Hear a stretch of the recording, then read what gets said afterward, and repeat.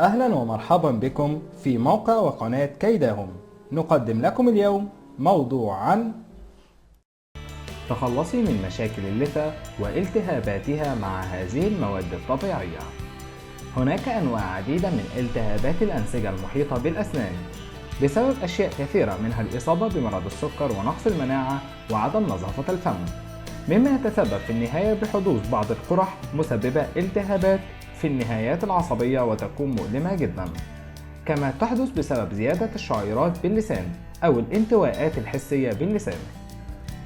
الحلبة يمكن استعمالها كغسول للفم لحماية اللسان من الالتهاب أو التقيح، والطريقة بأن تأخذي ملء ملعقة صغيرة من مسحوق الحلبة وتضعيه في وعاء يحتوي على ملء كوب من الماء، ثم ضعي الوعاء على النار حتى بداية الغليان، ثم يغطى ويترك حتى ينتقع لمدة 15 دقيقة. قومي بتصفية هذا المغلي واغسلي الفم بهذا المغلي عدة مرات في اليوم.